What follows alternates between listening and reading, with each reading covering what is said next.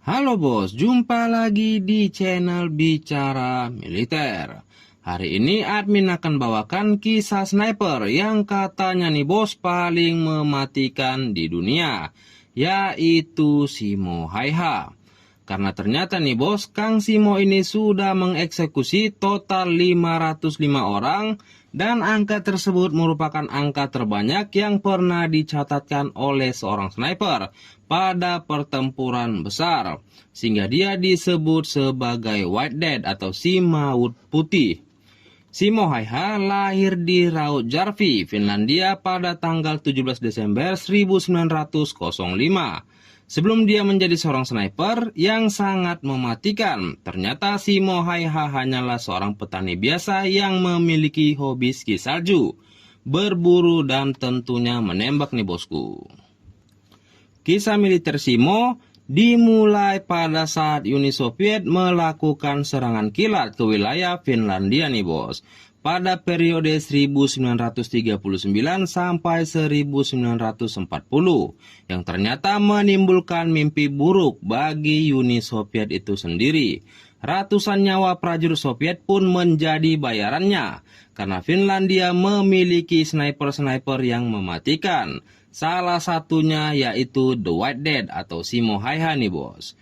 Kehebatan para sniper Finlandia ini ternyata karena mereka sudah biasa berburu dan seringnya mereka melakukan kompetisi menembak di desa-desanya nih bos. Di umur 17 tahun, ternyata Simo Haiha sendiri sudah mengumpulkan puluhan trofi kejuaraan menembak nih bos.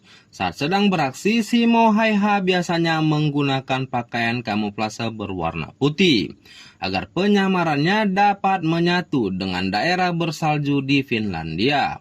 Senjata yang digunakan oleh Simo Haiha adalah sniper M28 Pistikorva.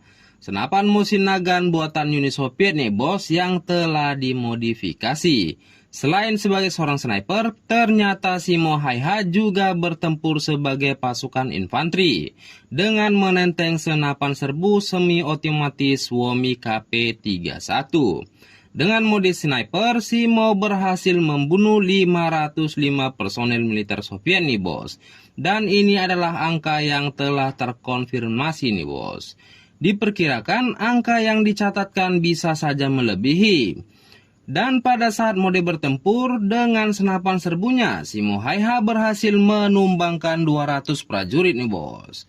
Dan dari front pertempuran, Simo juga banyak menembak mati pasukan Uni Soviet. Jika ditotal, Simo Haiha sudah membunuh lebih dari 800 orang nih bos. Wah, bisa satu kelurahan itu bos. Uni Soviet juga sudah berkali-kali mencoba untuk membunuh Simo Haiha, tapi berkali-kali mereka juga mengalami kegagalan.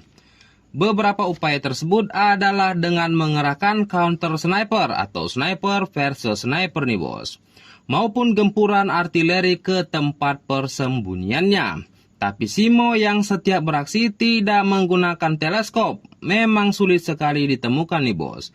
Karena Simo hanya mengandalkan pembidik pisir besi yang ada di moncong senapannya. Sekalipun tanpa teleskop, Simo Haiha masih tetap akurat menembak dan tepat sasaran pada jarak lebih dari 400 meter.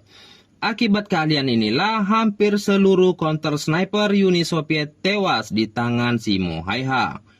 Sulitnya Simo Haiha ditemukan ternyata adalah karena strateginya yang sering membawa gula sebagai pengganti sumber energinya ketika bertempur tentunya bos. Dan juga ia sering memasukkan salju ke dalam mulutnya, sehingga uap yang keluar dari mulutnya teredam dan gagal terdeteksi oleh teleskop counter sniper Soviet.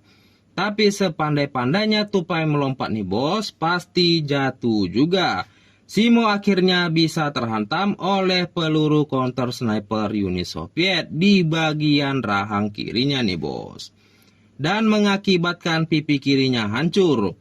Dari luka yang didapat Simo terindikasi bahwa peluru tersebut dari sniper Soviet yang mendapat pelatihan pada Perang Dunia Pertama. Karena sniper pada Perang Dunia Pertama memiliki ciri khas. sering menembak pada bagian mulut dan nantinya akan menghancurkan kepala bagian belakang, bos.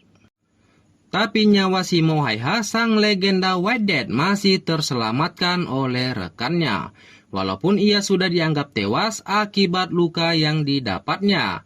Tapi setelah ia mendapatkan perawatan, si Mo kembali pulih meskipun wajahnya sudah berubah akibat tembakan tersebut. Si Mo tidak mengalami kerusakan syaraf sehingga ia bisa hidup normal kembali.